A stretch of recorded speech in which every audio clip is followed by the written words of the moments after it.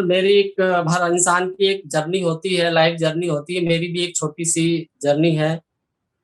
मैं बनारस जैसी देवभूमि से 50-60 किलोमीटर दूर है मेरा गाँव। जामानिया कस्बा है वो, जामानिया स्टेशन।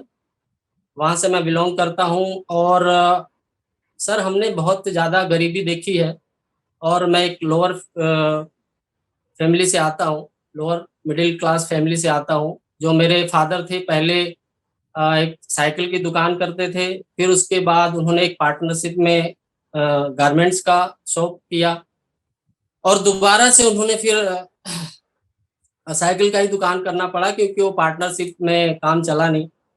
तो मुझे लगा कि भाई मुझे ये नहीं करना है क्योंकि हम लोग 5-6 भाई थे और एक सिस्टर है। तो मुझे मतलब ये महसूस हो रहा था कि ये काम हम लोग नहीं कर पाएँगे और बहुत सारी चीज़ें मतलब देख रहा था मैं कि किस तरह से कितना स्ट्रगल है और पढ़ाई भी हम लोगों की एक ऐसी स्कूल में थी कभी-कभी मतलब फ़ीस देने के लिए भी दिक्कत आती थी पापा को। और गाँव में सर ऐसा होता है कि कई बार क्या होता है कि लोगों की जैसे जो हमारा वहाँ का एनवायरनमेंट होता है, जैसे-तैसे हम मतलब जैसे होश सँभाला हमने, तो हम अपना खर्चा निकालने के लिए हम बुक बाइंडिंग करते थे। बुक का वो लैमिनेशन करते थे फटे हुए बुक को सही तरह से तो हमें ₹1 ₹2 ₹4 इस तरह से मिलता था। फिर हम ड्राइंग बनाते थे साइंस के स्टूडेंट्स के लिए तो उससे हमें कुछ पैसे मिलते थे तो हम अपना खर्चा चलाते थे। फिर ऐसी दोस्ती यारी लोगों मतलब मेरे फ्रेंड्स सर्कल में एक फ्रेंड था तो उसका जान-पहचान था किसी के गुजरात में उनके मामा जी रहते थे, तो कहते हैं चलो वहाँ पे ना नौकरी है और पढ़ाई-वढ़ाई में इतना मन लगता नहीं था। क्योंकि जब लग हमें स्ट्रगल देखने को मिलता था ना तो बहुत हमें अफ़सोस होता था और दिक्कत महसूस होती थी कि हमें भी कुछ करना पड़ेगा अपने परिवार को चलाने के लिए, हमें भी कुछ कंट्रीब्यूशन करना पड़ेगा। तो सर मैं पढ़ाई करते-करते मैं गुजरात चला गया, उसके इन्फ्लुएंस हो गया मैं उससे और गुजरात चला गया और वहाँ पे जो मैंने स्थिति देखी ऐसा लगा कि मुझे काला पानी भेज दी मतलब काला पानी ले आया है और इतना मुझे दिक्कत हो रही थी कि मैं कितना अपने माँ-बाप से दूर क्योंकि मैं बहुत ज़्यादा एज थी नहीं, 17 एक साल का था मैं। तो बहुत ज़्यादा मुझे इतनी दिक्कत आने लगी कि महीना भर मैंने काम किया और वैसा काम सर मैं मतलब स्टील प्लांट में जो वहाँ पे लोहे को उधर ले जाते हैं गलाने के लिए वो काम करता था। फिर मैं रोने लग गया किसी तरह से मैंने लेटर लिखा अपने घर में कि भाई मुझे यहाँ पे टिकट भेजो, पैसे भेजो ताकि मैं गाँव से या अरे गाँव आ पाऊँ, बहुत दिक्कत थी। तो इस तरह से मेरे ब्रदर ने पैसे भेजे 400-500 फिर मैं अपना वहाँ आया, फिर किसी तरह से पढ़ाई में मन नहीं लगता था, फिर भी किसी तरह से लटकते-पटकते किसी तरह से पास आउट हुआ। 10th-12th किया, उसके बाद एक और मेरा फ्रेंड मिला और वो दिल्ली में जॉब करता था। तो कहता था चल वहाँ पे अच्छा नौकरी मिलेगी अच्छी, वहाँ पे तेरे सपने पूरे हो सकते हैं कि एक बड़ा सपना था कि मुझे ये काम नहीं करना, मुझे कुछ और करना है। तो मैं उसके चक्कर में दिल्ली आ गया। दिल्ली में उसने सर मेरा एक मतलब मेरी इच्छा थी कि मैं सिंगर बनूँ। मैं स्कूल में बहुत अच्छा गाता था, बहुत अच्छा नाम था वहाँ पे, सब स्कूल वाले जानते थे। तो मैं दिल्ली आया कि चलो दिल्ली तो हमारे लिए गाँव से आए तो दिल्ली में हमारे लिए अमेरिका जैसा था कि अरे दिल्ली में जाएँगे तो बहुत सारे वहाँ पे सीखने को बहुत कुछ मिलेगा। तो सबसे बड़ा दिक्कत यहाँ सर खुद का सर्वाइवल। हम अपने सपने तो बड़े थे ही, लेकिन सपने से पहले सर आ गया अपना खुद का सर्वाइवल कि हम वहाँ पे खुद को सर्वाइवल के लिए मुझे नौकरी करनी पड़ेगी और नौकरी सर हमें 1800 2000 की नौकरी मिली, एक एजेंट एलआईसी एजेंट के पास। उसके बाद फिर वहाँ स्ट्रगल शुरू होता है लेकिन वो सपने मैं पूरा नहीं कर पाया क्योंकि जब हम जॉब में आ गए तो बहुत सारी दिक्कतें आने लगी। फिर घर से भी प्रेशर आने लग गया कि तुम आ जाओ, क्या कर रहे हो? इतने में क्या होगा? तुम यहीं कुछ कर लो।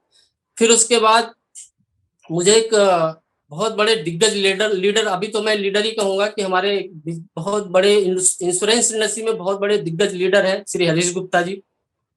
उन्होंने मेरे को अपने पास रख लिया और फिर मैंने सोचा कि चलो यहाँ मेरा कुछ वो बदलेगा, मेरी किस्मत बदलेगी, ठीक है? सोच मेरी बहुत वो थी कि मैं कुछ करना है, मुझे कुछ करना है।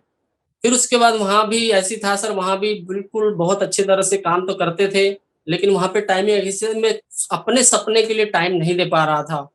फिर उसके बाद धीरे-धीरे अपना काम अब फैमिली में शादी हो गई मेरी, तो फिर और ज़िम्मेवारियाँ बढ़ गई। फिर उसके बाद बहुत सारी अ, मतलब अब सर्वाइवल की और दिक्कत आने लगी कि फैमिली बढ़ गई तो मेरी सैलरी जो 4000 5000 इसी से और बचता कुछ था नहीं। फिर मुझे लगा कि मुझे कुछ करना पड़ेगा क्योंकि अब मैं तो वो काम नहीं कर पाऊँगा जो मैं करने आया था, तो क्यों ना इसी में हम कुछ करते थे। उन्होंने मेरे को एजेंसी दे दी और उनके साथ मैं 6-7 साल कहते भाई एजेंसी बचाते रहो और कुछ मत करो, सिर्फ़ एजेंसी बचाते रहो। फिर मैं काम करता रहा। फिर उन्होंने थोड़ा-सा मतलब अपने लोग उन्होंने बोला कि अपना ड्रेस सेंस सब कुछ ये सब चेंज करो और उन्होंने एक मुझे लैपटॉप दिलाया। फिर मुझे एक बहुत अच्छा काम मिला, वहाँ से मुझे बहुत बहुत बड़ा प्रिय मिला, तो वो मेरे लाइफ़ का टर्निंग पॉइंट था कि मैं भी कुछ कर सकता हूँ, मैं भी एक इस तरह का काम कर सकता हूँ जो मुझे अर्निंग तो मेरी चाहत बहुत बड़ी थी। दूसरी चीज़ क्या है सर कि हम पहले जीते थे ज़रूरत के लिए, जिस दिन मेरा माइंडसेट बदला कि ना मुझे चाहत के लिए जीना है, कि मुझे ज़रूरत तो सर आपका मोबाइल है, ज़रूरत तो आपका मोटरसाइकिल है, लेकिन मैं चाहत थी कि मुझे कार में घूमना है। तो इस तरह से मेरी चाहत ऐसी हो गई और उन्होंने मेरे को बड़े-बड़े सपने दिखाए, फिर मैं इसमें काम कुछ अचीवमेंट मिलने लग गया। उस तरह से मैं थोड़ा-थोड़ा आगे बढ़ने लग गया। जब मेरी एमडीआरटी हुई, उसके बाद स्टेज पे गया, तो मुझे बहुत ज़्यादा अच्छा फ़ील हुआ और दूसरी चीज़ ये रहा कि सर मेरे लाइफ़ में एक अच्छा और टर्निंग पॉइंट आया कि मैं किसी को क्लेम दिलाया और उसने बोला कि विनय तुम्हारी वज़ह से अगर ये तुमने पैसा नहीं दिलाया होता तो हम बेघर होते। उनकी सरकारी नौकरी थी, उन्होंने बहुत ज़्यादा लायबिलिटी पाल रखी थी। तो उन्होंने उनकी वज़ह से घर तो मैंने कहा यार इससे बढ़िया काम क्या हो सकता है, इसी में मुझे करना है अच्छा।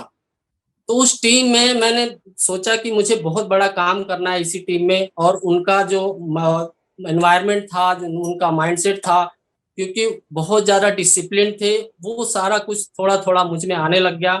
इसलिए मैं इस मुकाम पे पहुँच गया और आज मैं थैंक गॉड मैं उनका भी बहुत ज़्यादा थैंक यू करना चाहता हूँ कि मुझे मतलब मेरे ऊपर उन्होंने विश्वास किया और उन्होंने बोला था कि तुम यहाँ से यहाँ पहुँच पहुँच सकते हो इसी फ़ील्ड में और जो तुम्हारे सपने हैं वो सब पूरे हो सकते हैं यहाँ पे। तो ये मेरी थोड़ी-सी छोटी-सी जर्नी थी सर। Thank you.